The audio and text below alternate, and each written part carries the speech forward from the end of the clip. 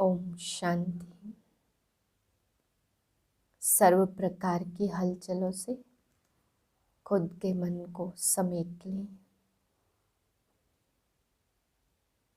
एक के अंत में स्थित हो जाएं।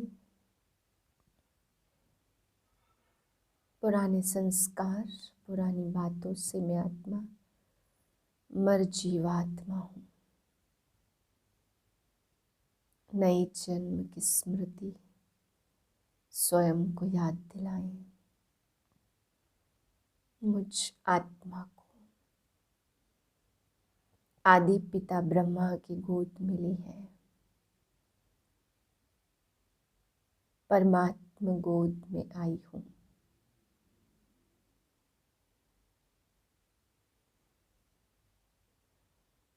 इस नए जन्म के उमंग उत्साह में मैं आत्मा सर्व प्राप्ति से संपन्न हूँ।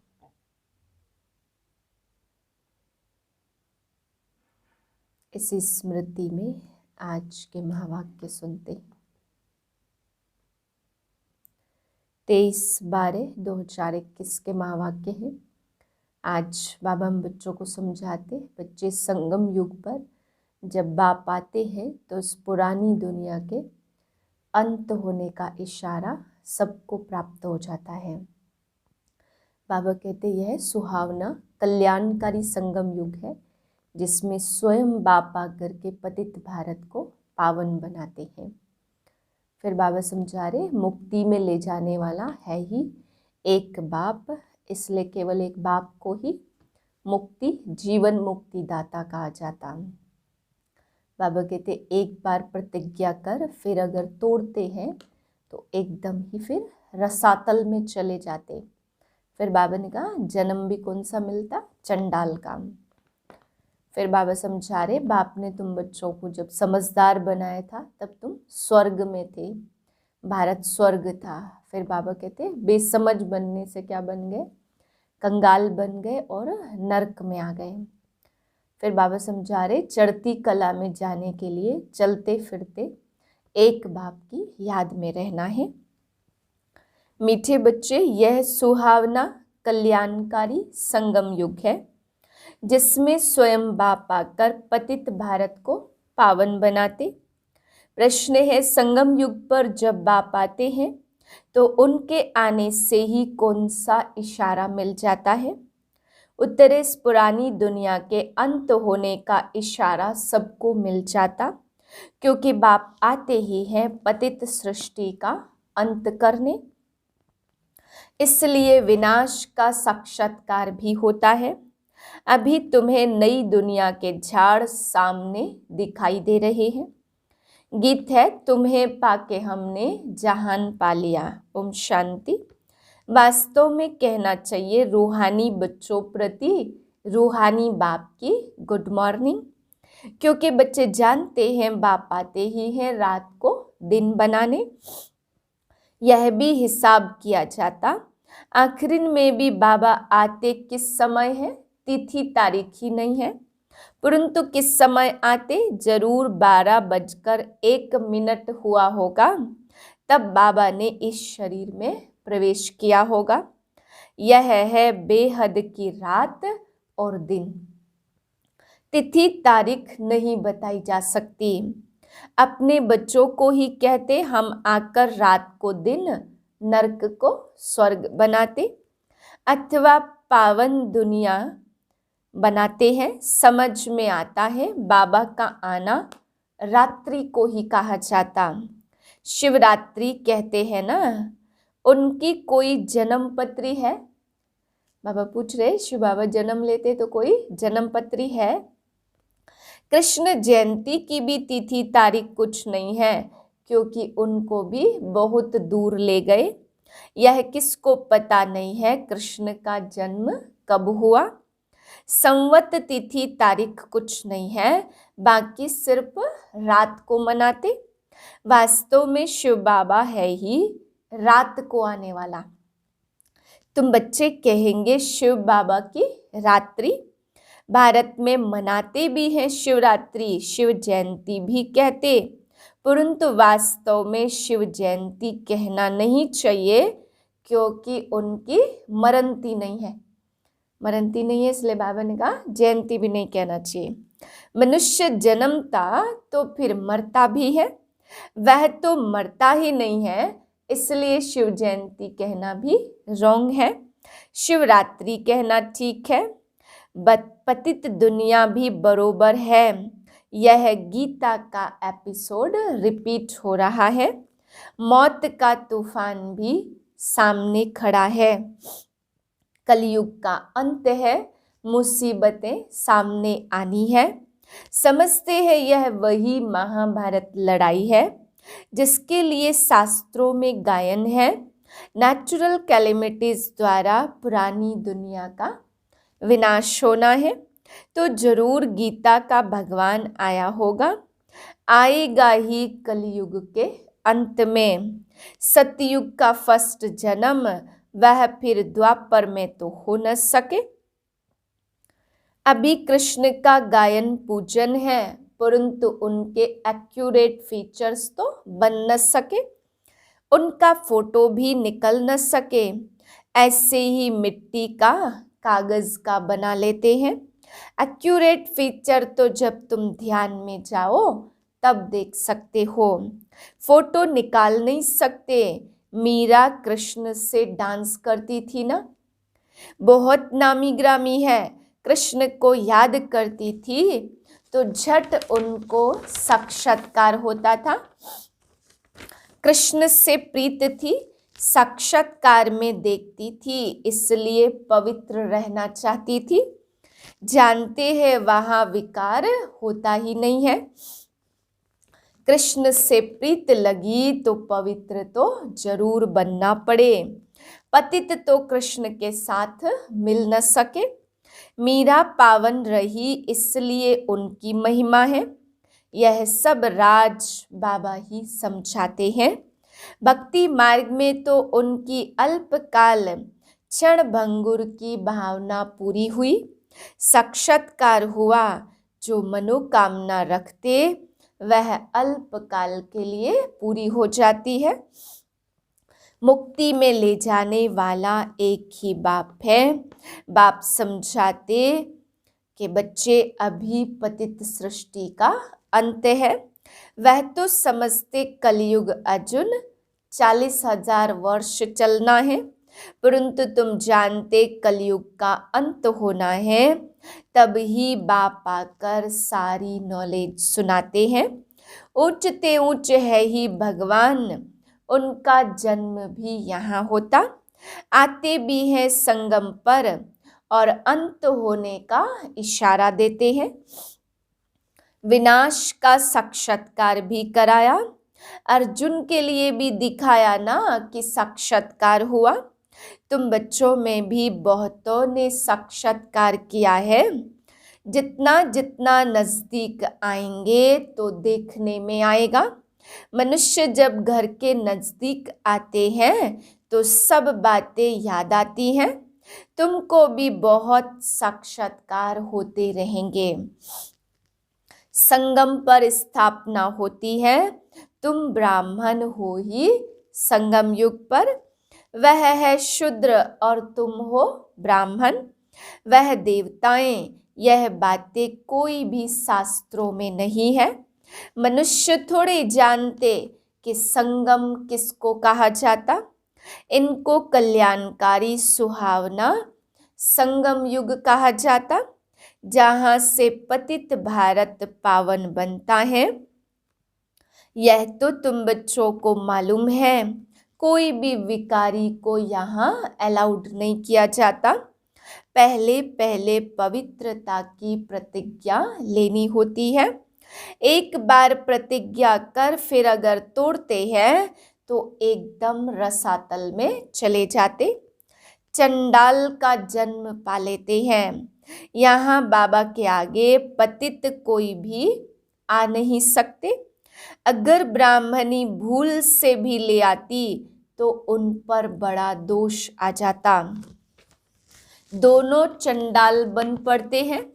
जो पावन नहीं बन सकते उनको यहाँ आने का हुक्म नहीं है। पर्सनल आकर समझ सकते हैं, परंतु बाबा की सभा में नहीं आ सकते। अगर भूल से ले आते तो उनको चोट बहुत लगती है। आते तो ढेर हैं, सबको मालूम है कि बेहद बाप के पास जाते। हमको पवित्र जरूर बनना है। मीरा पवित्र थी तो उनका कितना मान था। अब तुम ज्ञान अमृत पिलाते हो, फिर भी वह कहते हमको जहर चाहिए। अबलाओं पर कितना अत्याचार करते। बाप समझाते, भक्त कहते भक्ति के बाद भगवान मिलते।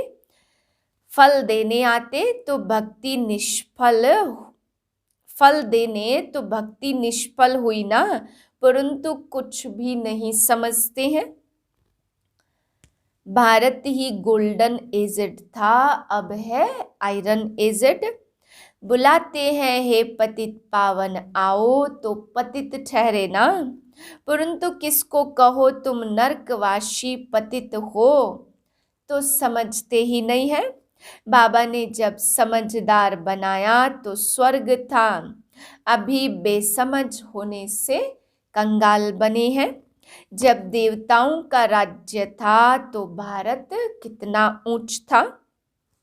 लक्ष्मी नारायण का राज्य था। फिर शास्त्रों में ऐसी ऐसी बातें लिख दी है, जो लोग समझते हैं वहाँ भी असुर थे। यह शास्त्र कोई सदगति के लिए नहीं है, वह तो जब बाप आए तब सर्व की सदगति करे। यह सब समझने की बातें हैं। हर एक आत्मा को अविनाशी पार्ट मिला हुआ है।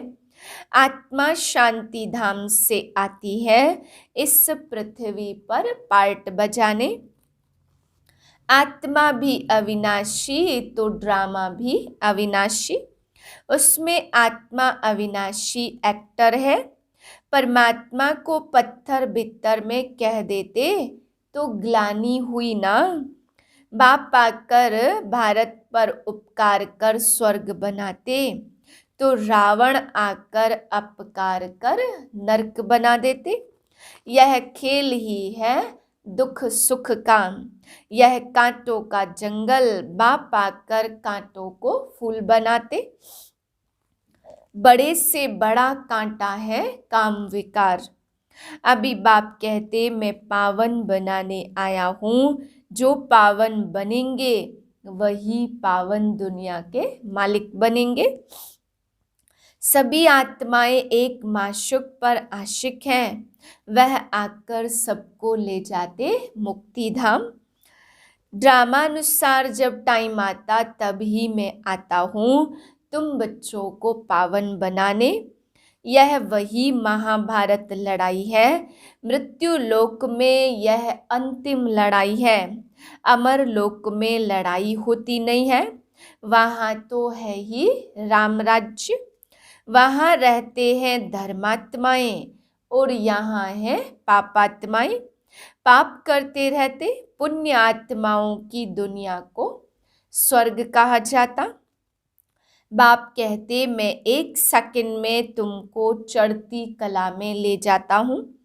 इसमें सिर्फ यह एक अंतिम जन्म लगता और उतरती कला में 84 जन्म लगते। अंध श्रद्धालु मनुष्य जो सुनते सत सत करते रहते हैं, इसको कहा जाता ब्लाइंड फेथ, गुड़ियों की पूजा। बाप आकर इन सब का ज्ञान देते, इसको कहा जाता स्पिरिचुअल नॉलेज। जो परमात्मा को यथार्थ रीति जानते हैं, मनुष्य होकर और बाप को न जाने तो जानवर से भी बदतर ठहरे।